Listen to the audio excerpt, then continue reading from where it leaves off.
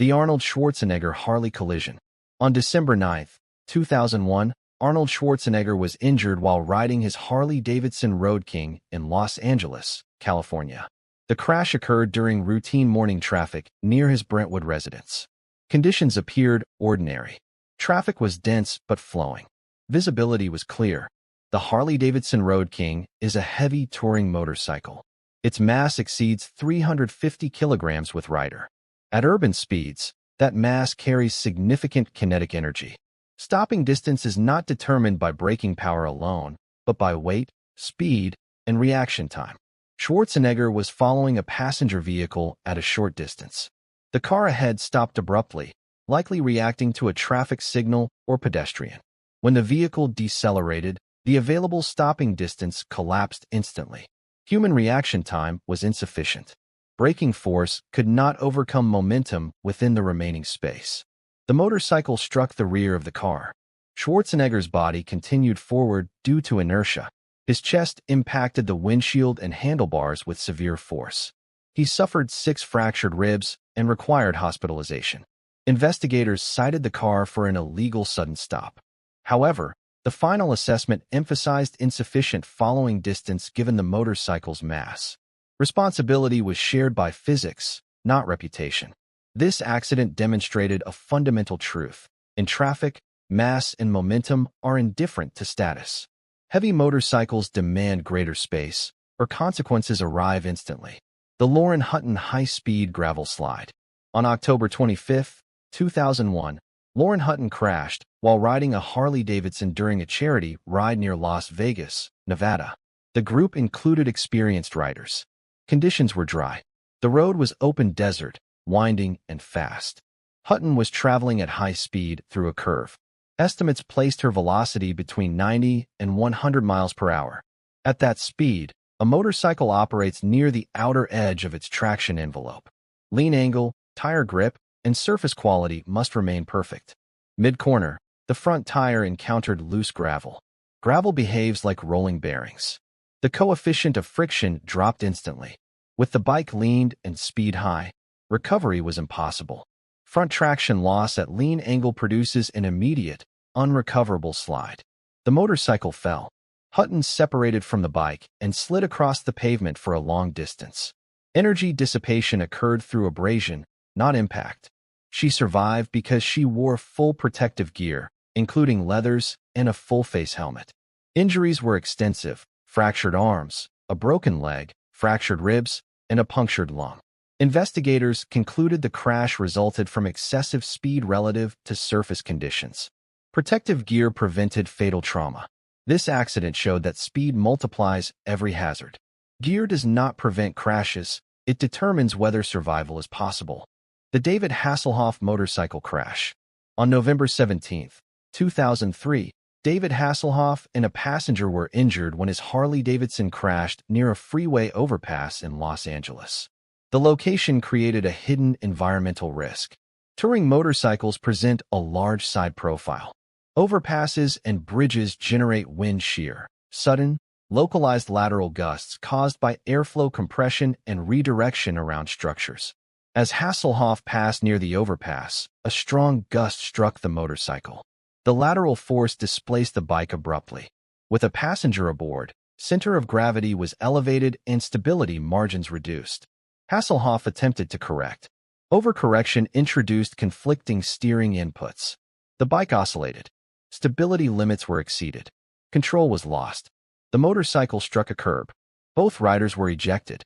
Hasselhoff suffered fractured ribs and a lower back injury. The passenger sustained fractures to the wrist and ankle.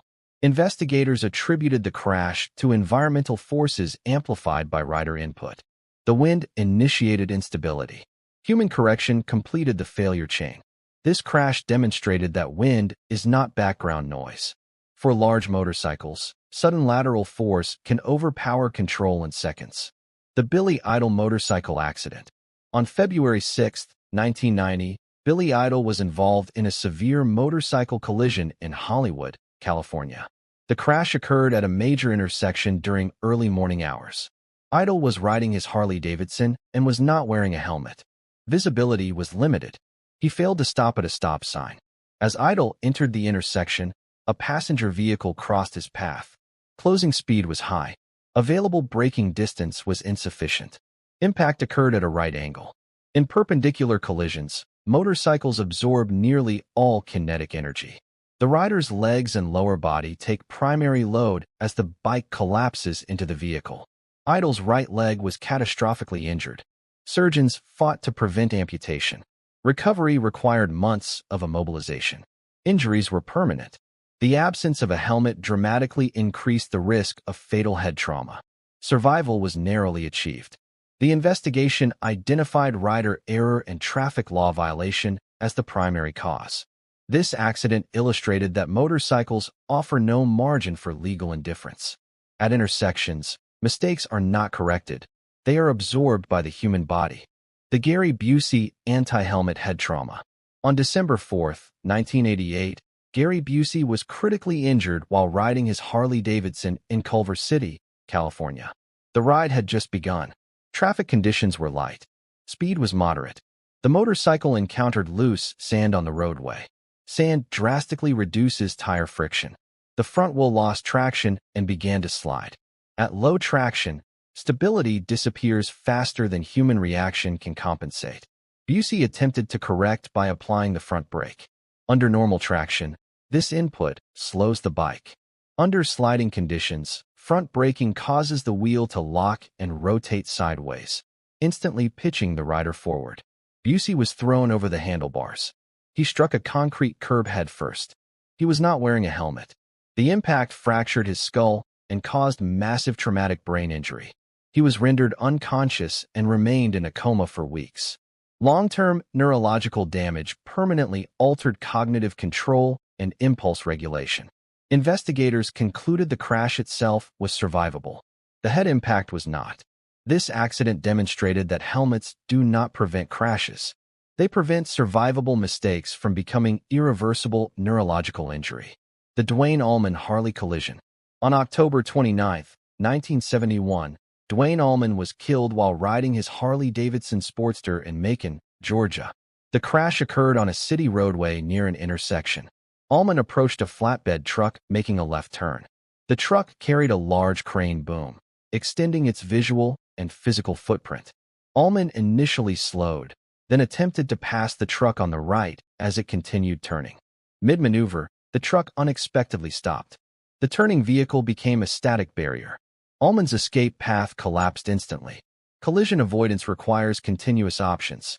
When a rider commits to a narrow path beside a turning vehicle, those options disappear. At speed, there is no time to reroute. Allman struck the side of the truck. The crane's counterweight knocked him from the motorcycle. The bike rebounded into his body as he slid along the pavement. He suffered catastrophic internal injuries and died later that evening during emergency surgery. The investigation cited the truck's improper turn and the motorcycle's ill-fated evasive decision.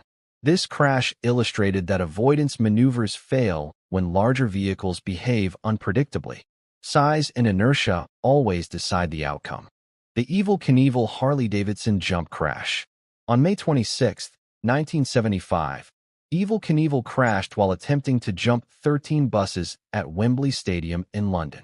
He rode a customized Harley-Davidson XR 750, modified for jump performance.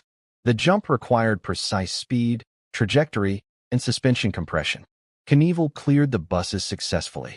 The failure occurred during landing. At touchdown, the landing angle exceeded suspension capacity. Shock absorption was insufficient to convert vertical kinetic energy into controlled deceleration. Structural limits were exceeded instantly. The motorcycle collapsed under load. Knievel was ejected forward in a violent tumble. He suffered a crushed pelvis and multiple fractures. Despite severe injuries, he stood, addressed the crowd, and later collapsed from shock. The investigation focused on landing geometry and mechanical stress rather than rider error.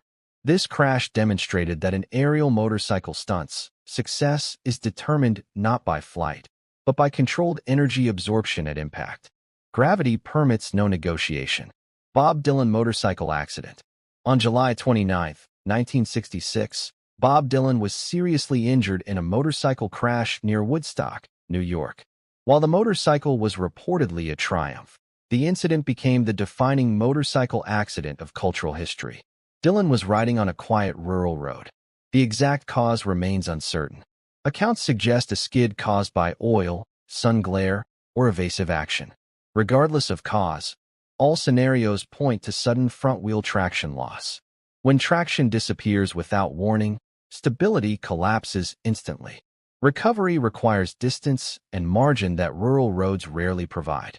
Dylan was thrown from the motorcycle. He suffered a concussion and fractured vertebrae.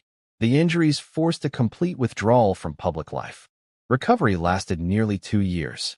The accident nearly ended his life and permanently altered his career trajectory. This crash underscored the most dangerous motorcycle threat: unseen hazards. When traction fails without warning, preparation and fame provide no defense.